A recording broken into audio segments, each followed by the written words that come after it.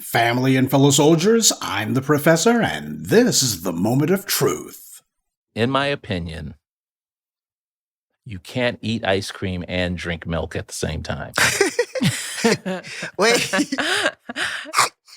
Wait, do you mean like actually? No, not actually, but while you're eating ice cream, If you're like, Wash it down. That's down a with lot. milk. That's overkill. Isn't that's it? That's like you need that much dairy, you need that much calcium in your Isn't it? lich. It's too much. Guess, Too much calcium Yeah, that's in too your much life. calcium. who Yeah. did that? Who? Someone at you? What? Well, when I was 4. Okay. Okay. Four. I was 4. Now I'm lactose intolerant. So the Yeah, whole thought of same. it is just like, Disgusting. ooh, that's It's actually Why that's do a we lot. lactose drink intolerant. milk? Lactose Period. We shouldn't be drinking. We Well, should we not. didn't, but we're old. So, Yeah. you know, Yeah. our parents But- smoked when they were pregnant. So there was a lot bad that happened. learned a you lot. know, we didn't have seat belts, you know, none of that. Riveting, ain't it? I know you were just enraptured with the unprecedented level of highbrow conversation going on. I mean, who would want to miss a moment of that? And yet I feel compelled to deprive you. The most important issue of our age. Drinking milk with ice cream. Should you or should you not? Yeah, because that's the issue that's on everyone's minds. That's what everybody's talking about, especially in the black community, right? And just to show how utterly vapid and stupid this conversation is, they had to have Issa Rae there. I mean, that's the way that you certify that this conversation ain't about spit. When you want to prove that you don't have a brain cell in your head, just put Issa Rae on the panel. And that weird-looking male there, that's Michelle Obama's brother. I ain't making that up. Keep in mind, without the black media, this is what the white media would tell you qualifies as black discourse. And of course, they'd be praising it nonstop, but even they're having trouble doing that. Even the white media is having trouble trying to say this is any good. Now, you see why the white media was giving money to the Obamas after they left office? Yet another attempt to manufacture some AstroTurf Negroes who will toe the line. The white media is trying to push the lie that Don Lemonade's making a comeback, and this guy's trying to make a career out of palling around with out-and-out racists like Bill Maher and Elon Musk. I don't know if Lemonade slipped Bill the bigot his phone number or not, even money that he did, but unless Lemonade was getting Maher told off, let's not pretend the entire reason he was there is because he's desperately clout chasing. But what is Michelle Obama doing? She's also trying to clout chase too. I guess she figures that maybe she'll be able to reignite some loose talk about whether or not she'll run for the presidency in 2028. Don't dream. And this woman sitting here talking with her brother about apparently they had it rough growing up. And what's rough growing up? Well, they lived in a 2-bedroom apartment. What the hell is Michelle Obama going to talk about? What did this woman accomplish? I mean, honestly, what the hell has Michelle Obama accomplished? All she accomplished was she married a guy who the Democrats chose to be their stalking horse for the presidency. She didn't do anything. No unmarried man has been elected president in over 120 years. That's why Kamala Harris hurried up and got married in a jiffy when she decided she was going to run for the Senate, which I told you from the jump was just her stepping stone to what she hoped would be the White House. That's why Barack Obama chose Michelle Obama as his campaign mascot. That's what she is. Michelle Obama thinks she's going to make herself a comeback on the political scene, at least the social part of it. And somebody must have told her that having her hair braided was going to connect with younger black female voters. She's got a podcast with her brother. I mean, who asked for this? Neither of them has anything interesting to say. They have nothing insightful. They're not funny or particularly witty or charming. They're not natural storytellers, and even if they were, none of their stories are worth hearing. They don't have a take. It was amazing to me that Michelle and her brother, they were sitting here trying to talk as if they were coming up from a lower class background and just going on and on about, oh, we just had it rough, etc., whatever. I mean, they were sitting here trying to take what was a normal background, a normal upbringing, and trying to make it sound like these guys came up from the dirt when they didn't. And why the hell bring that stuff up anyway now, 40 some odd years later? Michelle and Barack Obama are multi-millionaires. They certainly have far more money than the black community. They didn't do a dang thing for us. So Michelle and her brother talking about how decades ago they claimed they didn't really have that much, that means absolutely nothing. Today is what counts. She wants to talk about people who ain't got any money. She should talk about how her husband chose to bail out the banks instead of Main Street when he became president. Why not talk about that? Oh, sure, it may not be the most flattering thing for her to talk about, but at least it'd be a hell of a lot less boring. Now, let's go ahead and get this out of the way early. This is the Democrats' clumsy attempt to rebuild their broken support with black female voters in particular. That's what this is about. Sure, they're hoping the black community in general might watch, but they already know the Obama's name is mud in the black community, so as far as they're concerned, maybe the Shea Butter Twitter crowd can help Michelle get some of her street cred back, huh? One thing's for sure, no self-respecting black man's going to be wanting to hear this. Because Michelle Obama's brother alone, this dude comes off moist as hell. He is freaking moist as cardboard left outside in the rain.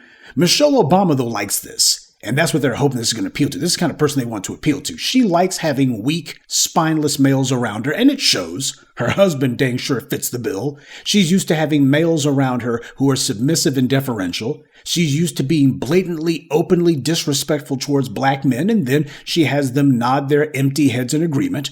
So when she's around men who act like men, she doesn't like that.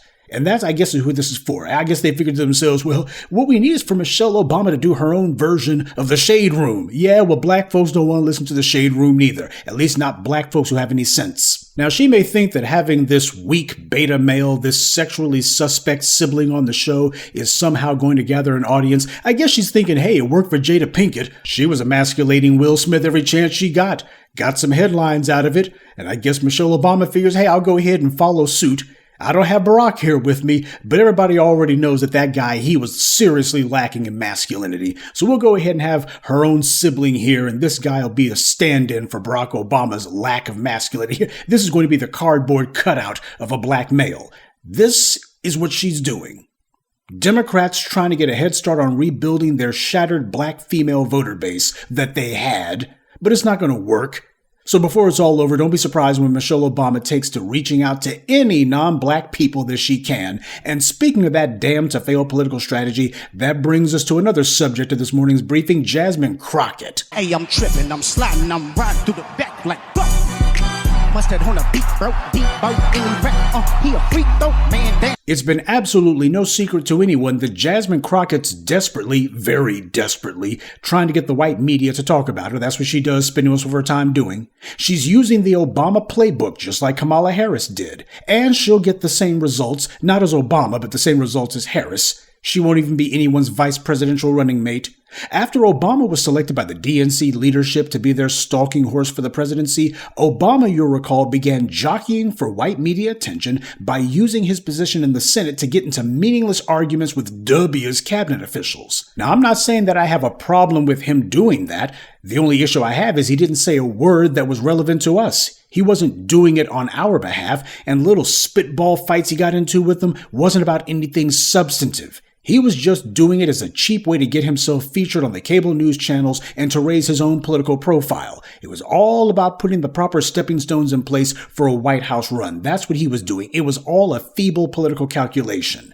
And Kamala Harris did the same thing when she became a senator, constantly getting into spitball fights with Trump's cabinet officials too, the exact same thing Obama did. She got into the Senate in 2017, and she was just so sure that by the time 2019 rolled around, she would have enough name recognition that she would instantly be catapulted to the front of the Democratic pack for the presidency. Instead, she wound up being the first one to throw in the towel and bow out of the Democratic primaries. Joe Biden gave her a temporary new lease on life, but without black voter support, we all see how long that one lasted. But there's also another glaring similarity between Jasmine Crockett and Kamala Harris, and that's dancing. Oh, you can tell the Democrats told her to do this. This is what they always tell these Negroes. Get out there and dance for us. Kamala Harris dancing to Cardi B, awkward as hell. And Jasmine Crockett dancing to Kendrick Lamar. This is a political tool trying to bestow instant credibility on herself. Just out of curiosity, what voters said that the most important thing these days that the people in the federal government can do is dance for us? Who told them do that? All this goofy mess, this is what some stupid DNC consultant like, say, Roly-Poly would tell them to do. Or it's what some white DNC advisor told Jasmine Crockett to do because, hey, Kendrick Lamar is trending heavy on the internet. And hopefully the algorithm will like it if you do a Kendrick Lamar meme. Jasmine Crockett, you'll recall, has also spent the last few years getting into arguments with Marjorie Greene. This woman wants to be the next James Clyburn so bad. She's just a self-interested social climber. Well, I, for one, don't care about the palace intrigue and office politics of Capitol Hill. I care about my interest as an FBA being listened to, openly advocated in political circles, and then instituted as official state policy. That's what I'm interested in. Keep your dance moves. I could care less about the old Potomac two-step. She says nothing about our interest. Jasmine Crockett plays the part of the sassy, strutting, sassy, loudmouth, sassy, wannabe hip, sassy hoochie mama. Did I mention sassy? This is why Democrats selected her to be elevated to Congress, and that's why the white media lauds her asinine antics, because if she was actually doing something substantive that was going to benefit black people, they would be attacking her. I want you to name one thing that Jasmine Crockett has said she's going to do to reduce the cost of housing as an example. America doesn't merely need for the cost of housing to simply stop going up. This country needs a serious period of deflation. Housing prices are now at least double what they should be, and that must be corrected. And for renters, the cost of rent is so high it's worse than a mortgage. And this also traps would-be home buyers, locks them out of the market because it makes it impossible for them to ever save enough money for a down payment on a home, or to deal with any debts or outstanding financial obligations that they may have. America has turned into a nation of debt peonage, and people like Jasmine Crockett's solution is not to call out the folks responsible. Instead, she wants to yell for the cameras and pretend as if getting Marjorie Taylor Greene told is the same as actually addressing people's needs. This is how the Democrats and Republicans play off of each other. Both parties say and do things that the other party's voters don't like. They have public spats where they trade insults and talk about how terrible the other side is, but neither one is talking about doing anything transformative to change the status quo. Insults and fear-mongering about the other side, that's all they're offering. For all you people out there who said that we needed to vote for the Democrats in 2024, this is what the Democrats are doing. Fascism taking over the country, they said. America's on the verge of a Fourth Reich. And what's Jasmine Crockett's response? A Kendrick Lamar dance meme, and to aggrandize herself about how great she thinks she is. Only the brain-dead online shills, bootlicks, and shea butter crowds would actually support this. So the same people who like Michelle Obama's show will also like the Jasmine Crockett show that she was putting on. This is what the Democrats' response is to what they claim is the fascist takeover of the United States. You can see how seriously they're taking it. Michelle Obama and her brother are sitting around talking about ice cream, and Jasmine Crockett's trying to make herself into an internet meme. And these idiots actually had the nerve to wonder why voters, read black voter turnout, was down last year. Because they're not offering black people anything except a show, but more and more black people are giving their show thumbs down. The day of having roly-poly do a jig with Hillary Clinton is over. Talking about ice cream or hot sauce, that ain't gonna cut it.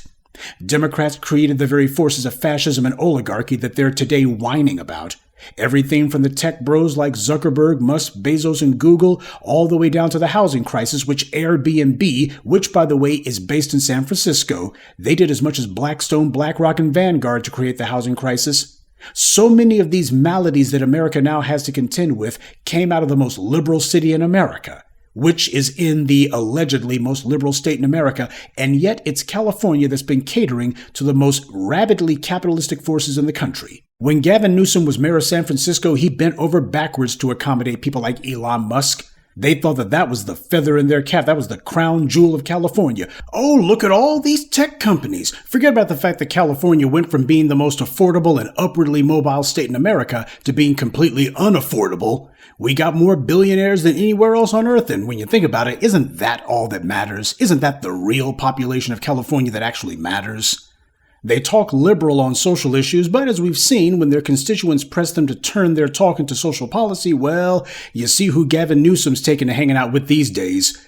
He'd rather hang out with Charlie Kirk before he does anything about all those gay folks that he was pandering to back in the day, so Democrats are to blame for a lot of the mess that we're having to contend with. Okay, and what's the Democrats' plan to clean up the mess they made? Their plan is to do nothing, just like they did for Trump's first term. The Democrats' goal, their objective, is to let Trump and his racist pals do whatever they want, and then the Democrats hope that if the left-leaning mouthpieces like Rachel Maddow and others tell you that the Republicans are rubbing your face in all their political victories, then hopefully you'll be so angry at them and so eager to give Trump and his pals the middle finger that you'll turn out to vote in 2026, even though the Democrats aren't offering you anything.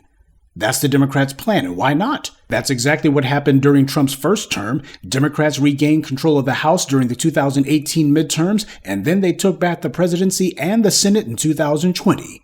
Only that time, Biden was forced to have to actually make some feeble promises to the black vote, however insincere the promises were, but he still made them. And yet, as soon as he got elected, he was declared the winner, he immediately went back on all of those promises. See, that's what happened the last time we were in this position. I and others in the black media told everybody that if black people voted for Biden in 2020 without him actually having to promise us anything substantive, without him having to actually do anything for us, then he would spend the next 4 years slapping us in the face because we would have shown the Democrats that we won't stand on business, that we'll cave in. And that's exactly what happened. So that's the reason why Michelle Obama's doing podcasts these days. You better believe she's still the dyed-in-the-wool Democrat operative, and she's trying to gin up those votes. All of this is about trying to see if they can go ahead and get some black folks to pay attention to her. Is she talking about politics? Well, not yet, but when she does, I can bet you she's not going to be bringing up, okay, Barack didn't do anything for you, and neither did his vice president when he became chief executive, but you know what? These Republicans, they're just so terrible. And what about abortion? Abortion is what really matters. You better believe she's going to be copying and pasting all those shop-worn, worn-out talking points and finger-wagging and lecturing you and me if we refuse to give her rave reviews. Between Michelle Obama and Jasmine Crockett, the Democrats are showing the only thing they're offering black people is hot air and a song and a dance. But we could care less about that. It's a brand new day.